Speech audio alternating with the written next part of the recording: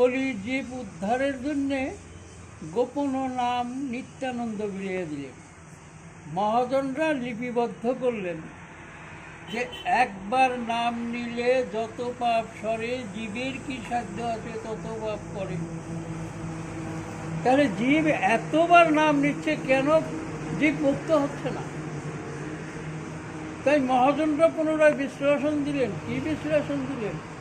একবার নাম কিভাবে নিতে হবে সেটা জানতে হবে, সেটা গুরুতে আশ্রিত হয়ে সেই কর্মগুলো করতে হবে।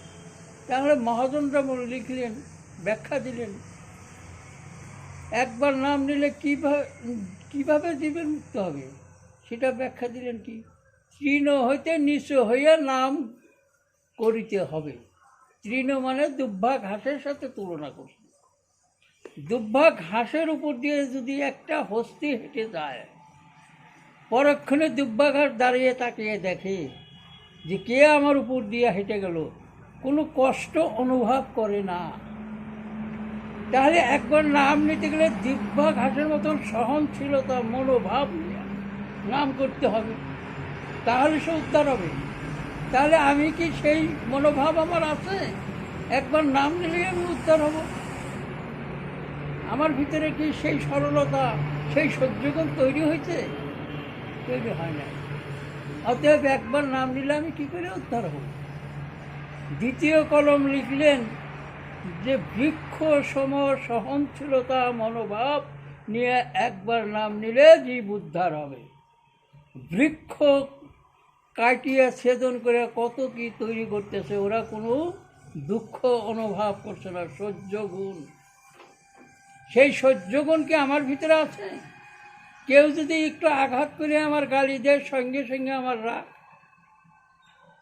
উপলব্ধি হয়। বৃক্ষর সমান সহনশীলতা মনোভাব নিয়ে নাম করতে হবে। তাহলে সেই সহ্য গুণ কি আমার ভিতরে আছে? একবার নাম নিলে আমি উদ্ধার হব, সেই সহ্য গুণ আমার নাই।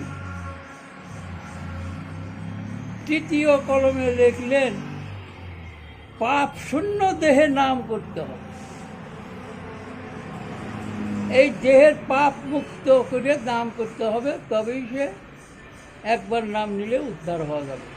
তাহলে এর মধ্যে আমি একটাও করি না। এই সহনশীলতা, এই মনোভাব আমার ভিতরে একবারও না মনে পড়ে না। তাহলে কি করে ভাববো আমি একবার নাম নিলেই উদ্ধার হয়ে যাব? এর 3টে গুণের মধ্যে একটা গুণও আমার ভিতরে নেই। তাই মহাজনরা তৃতীয় কলমে লিখলেন জন্ম অবধি যদি করে নাম